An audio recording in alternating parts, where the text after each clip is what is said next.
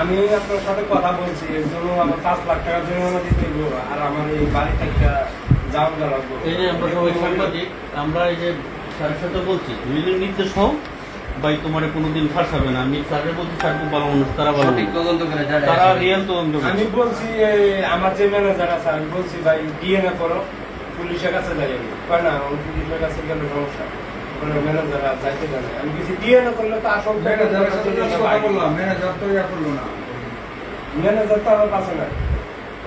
তোমার সাথে তো মেয়ের অন্তরঙ্গ ছবি আছে দেখলাম, এই শুয়ে শুয়ে কই শুয়ে তুল ছবি। কোনো কোনো ছবি নাই, কোনো ভিডিও নাই, কোনো কিছু নাই। এটা ব্যাগটা ষড়যন্ত্র না। মেয়েরা বলে তুমি ভাইরাল মানে এই বানাইবা। যে- তাহলে এই ছবি কিভাবে আসলো? ছবি কেউ বানাইছে? ওই ছবি কই পাইছে? পাইছি তো আমরা। এটা কি এআই দিয়ে বানানো? হ্যাঁ, এই যাবা।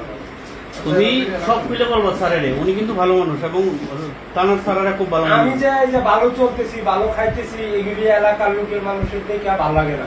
বন্ধুরা আয়টা দুই বিশুরা এগুলি মানুষ মানে আমার দেখতে পারে না, দেখতে পারে না যে আমি বালা খাইতেছি, বালা ঘুমাইতেছি, এগুলি মানুষ দেখতে পারে না। তারা সবাই মিলে একটা ষড়যন্ত্র করছে, মানে আমার এই গ্রাম থেকে উচ্ছেদ করে দিব, আমার গ্রাম থেকে উচ্ছেদ করে দিব। কিভাবে বালা খায় আর এক কয়টা দিয়ে কিভাবে কামাইছে এটা এরা খাইছে। না, তোমরা তো দরবারে তুমি তো স্বীকার করছো তোমার অপরাধ। আমার দরবারে শিখাই দিছে, কয় দুষ করলেও করছি, না করলেও করছি, কয় বলছে পাল দিলে মাছ চাবি। না, তুমি বলবে কথা।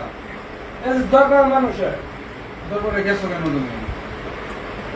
আমার আমি কইছি দরকারে আমি না গেলে হয় না, কয় না দরকারে তুমি অপরাধ করো নাই, তো তুমি মাপ চাইলা কেন?